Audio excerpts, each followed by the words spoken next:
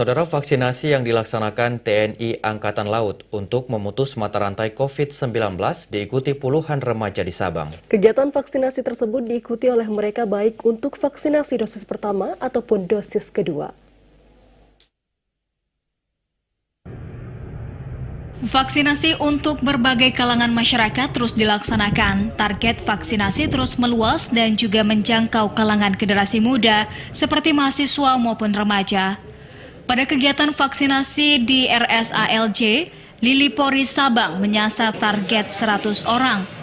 Koordinator vaksinasi remaja Rumkital J. Lili Polri Sabang Kolonel Laut K. Dr. Sofyan Ali Basit mengungkapkan dari 100 target sasaran ada 50 lebih remaja dan anak yang berhasil divaksin. Meski masih prioritas dari keluarga TNI, namun tetap menerima dari kalangan masyarakat umum, baik dosis pertama dan kedua. Ini untuk hari ini kita khususkan untuk vaksinasi anak dan diutamakan untuk anak-anak keluarga besar TNI.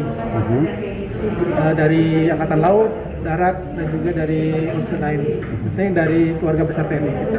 Ya, untuk masyarakat pun untuk hari ini kita disediakan juga dosis tambahan. Misalnya ada yang mau melaksanakan vaksinasi, kita terima juga.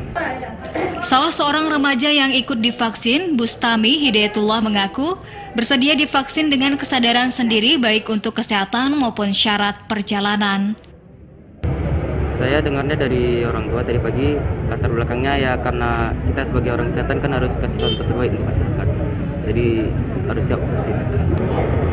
Ya juga untuk berangkat ke Banda Aceh kan juga diminta nanti surat vaksinnya.